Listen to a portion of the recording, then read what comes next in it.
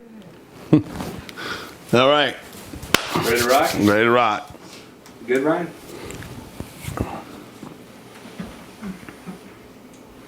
Yep. I don't even know what all this stuff does.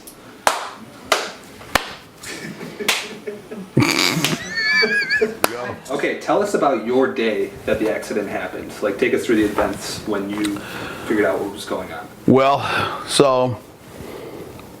but the day the accident happened, it was just me, Drew, and a sister living here. You know, I was separated, and it was just, so I was basically a single dad at the time. I was at work. I worked for a company called National Homelanding. I was a loan officer, and our office was in Livonia. Yep, off of 96 and Farmington Road. And I was, never forget, because I was in with the processors handing in some paperwork for a loan, and so had the really obnoxious ringtone, like alarm, for him and his sister, so I knew if they called, it'd catch my attention, you know, bam, bam, bam. So phone started ringing, and I knew it was one of the kids, and I was talking to the processor, a little busy. I looked, saw it was my daughter. So I thought, okay, I'll call her right back. Well, it stopped. Then she called me right back again, which at that point, I'm like, okay, what's going on? No, why she called me back to back like that? So I answered the call, and she was frantic. She was like, Dad, you need to get here. It's Drew. She couldn't really explain to me what had happened. She was just telling me I needed to get up there, and she was pretty upset. And I knew something was wrong, so I dropped everything. I was like, okay, I'm on my way. Where are you? Blah, blah, blah. Dad, just get here, just get here. So I dropped everything, grabbed my phone, rushed out to my car, and by the time I started heading the car, my phone was starting to ring even more. I got to answer the phone call. I think, I don't remember the order of the calls I got. I remember getting a call from my neighbor / landlord. I remember getting a call from somebody at the school. I remember getting a call from my mother, which was really ironic because she's like was on the last rung of emergency contacts, which I knew if she was calling, she knew something I didn't know, that must mean the school had called her. So all of a sudden my anxiety is going out the roof. I don't know what it is, I have no idea, but it's gotta be bad for me getting all these calls and for my daughter to be so frantic she can't explain it to me. So next thing I know, I'm on 96, probably traveling about 100 miles an hour, trying to get back to Commerce Township.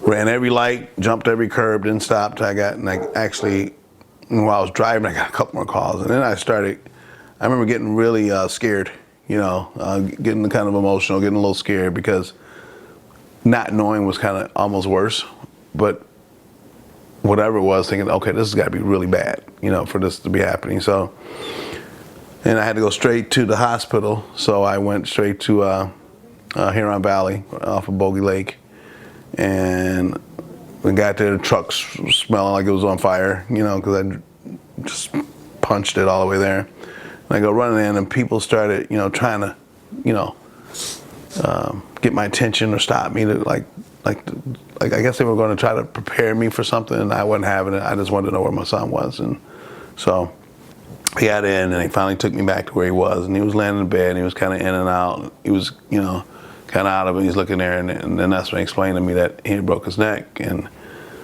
he was awake, but he couldn't move. And I remember just feeling everything just drop, like I was, the life was just dropping right out of me. I couldn't believe what I was just in total shock, basically. And then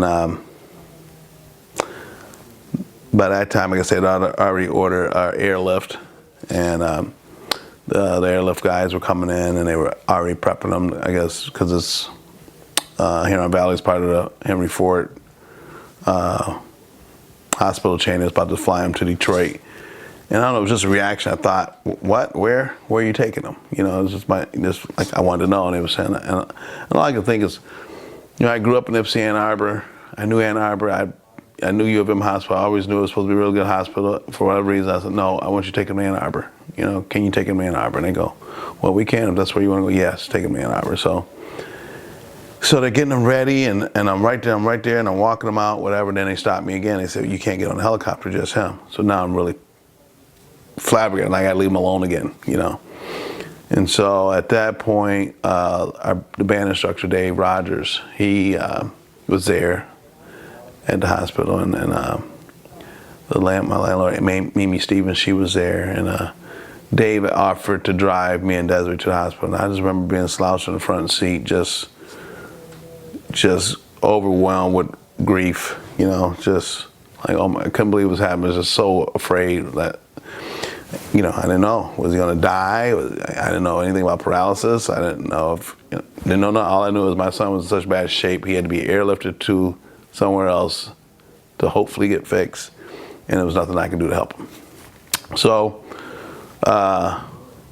we got to Ann Arbor, and then after that, memory-wise, I probably lost about 2 weeks because, it was just, you just overwhelmed with the whole, you're in shock, basically. You're just going through the motions. He was in ICU, and his mother and brother was called. They were living in Chicago at the time. They came up, and a lot of things transpired, but for that 2 week period, I couldn't give you no chronological order of anything. It was just lost time.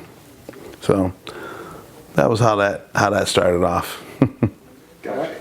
So kind of tailing off that last question, so when did you first, I guess, realize what was going on and The magnitude of it? Yeah, and the gravity of the whole situation. Well, it was a gradual, it was quick, but it was slow, because the doctors don't really know, so there's a lot of things you learn after the fact, like when a person has an injury like this, they can put the spinal cord in shock, so you can have a temporary paralysis. Couldn't really, since he had to induce coma, we couldn't really know 100% if he was paralyzed because he couldn't move, or he was just not moving because he wasn't trying to and wasn't being allowed to. So I was getting conflicting information, like EMS people said, no, he had moved. They thought he had tried to move or made a movement, and a lot of people telling me, no, he's going to be okay. He's blah, blah, blah. So I guess just stay very hopeful. But somewhere along that line, I think in that 2 week span, they did the surgery that in a couple of days to put the pin to fix the bone. And then they're back at U of M, their only protocol at the time was to give a massive dose of steroids to try to shock the system and to doing something. And we had to wait to see if there was a reaction to that. And then so it was a very uncomfortable waiting game.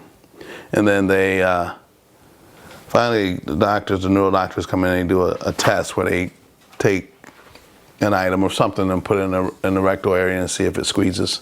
And that's how they tell if he's responding, and he didn't squeeze. So then he took me and his mom. She had came up, like I said, from Chicago into the waiting area and gave us the bad news that he was going to be paralyzed. Didn't really accept it though. At that point, I was devastated. But then I had after, like I said, a 2 week span was really rough. But I remember him telling us about that, and I remember thinking, just being beyond words. Like, couldn't believe this was happening, in shock.